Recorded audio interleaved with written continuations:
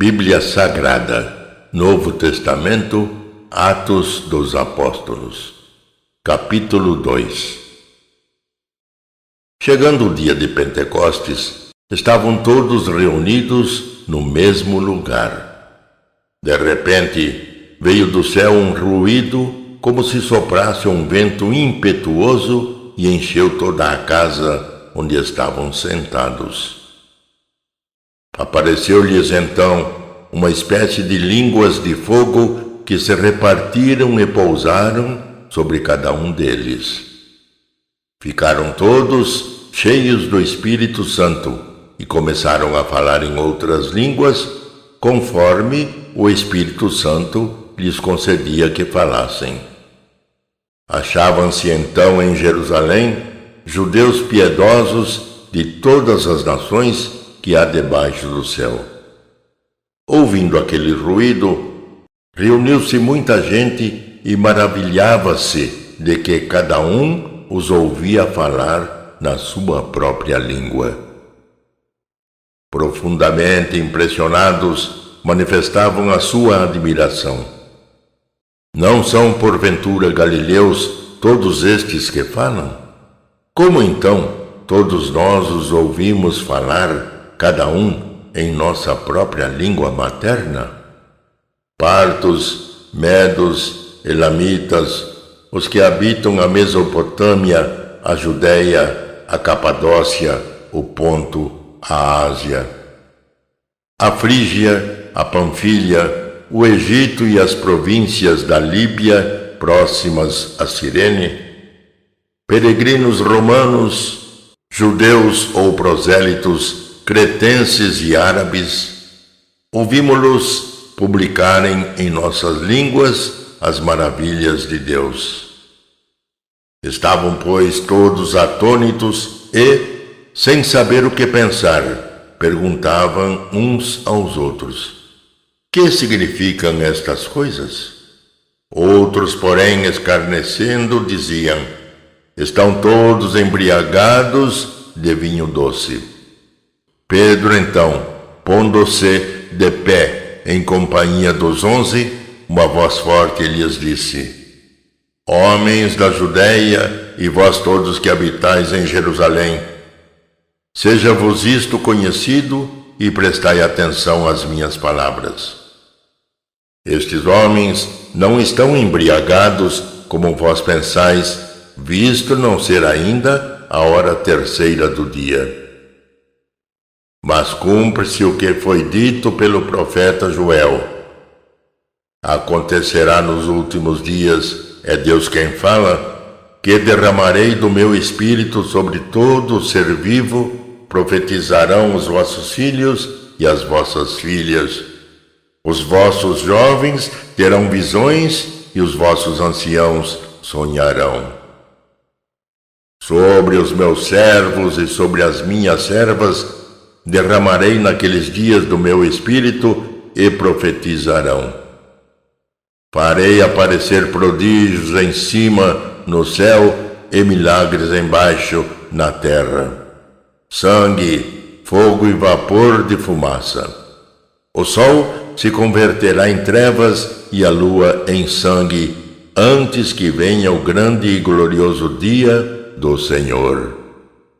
E então todo o que invocar o nome do Senhor será salvo. Israelitas, ouvi estas palavras. Jesus de Nazaré, homem de quem Deus tem dado testemunho diante de vós com milagres, prodígios e sinais que Deus, por ele, realizou no meio de vós, como vós mesmos o sabeis. Depois de ter sido entregue segundo o determinado desígnio e presciência de Deus, vós o matastes, crucificando-o por mãos de ímpios. Mas Deus o ressuscitou, rompendo os grilhões da morte, porque não era possível que ela o retivesse em seu poder. Pois dele, diz Davi, eu via sempre o Senhor perto de mim, pois ele está à minha direita para que eu não seja abalado. Alegrou-se por isso o meu coração, e a minha língua exultou. Sim, também a minha carne repousará na esperança, pois não deixarás a minha alma na região dos mortos, nem permitirás que o teu santo conheça a corrupção. Fizeste-me conhecer os caminhos da vida e me encherás de alegrias com a visão da tua face. Irmãos, seja permitido dizer-vos com franqueza: do patriarca Davi, dizemos que morreu e foi sepultado, e o seu sepulcro está entre nós até o dia de hoje. Mas ele era profeta e sabia que Deus lhe havia jurado que um dos seus descendentes seria colocado no seu trono. É, portanto, a ressurreição de Cristo que ele previu e anunciou por estas palavras. Ele não foi abandonado na região dos mortos e sua carne não conheceu a corrupção. A este Jesus, Deus o ressuscitou, do que todos nós somos testemunhas. Exaltado pela direita de Deus, havendo recebido do Pai o Espírito Santo prometido, derramou-o como vós vedes e ouvis. Pois Davi pessoalmente não subiu ao céu, todavia diz: o Senhor disse ao meu Senhor: senta-te à minha direita, até que eu ponha os teus inimigos por escabelo dos teus pés.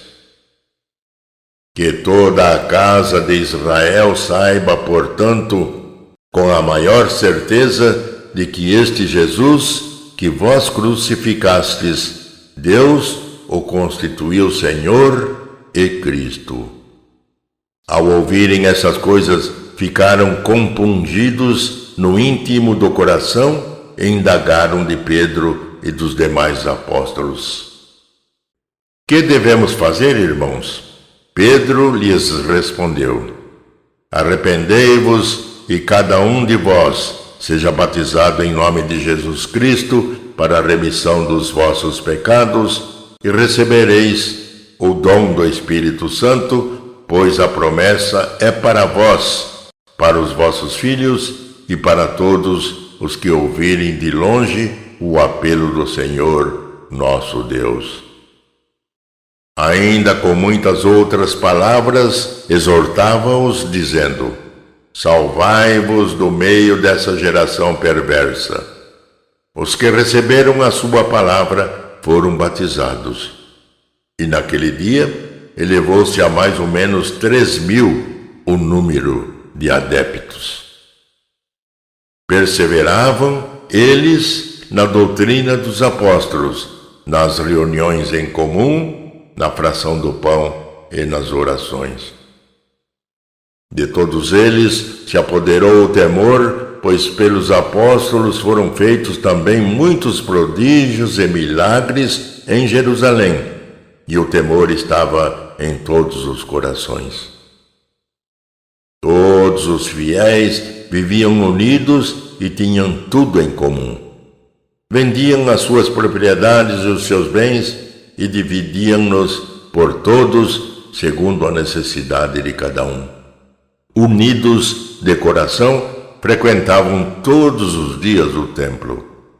Partiam o pão nas casas e tomavam a comida com alegria e singeleza de coração, louvando a Deus e cativando a simpatia de todo o povo. E o Senhor, cada dia, lhes ajuntava outros que estavam a caminho da salvação.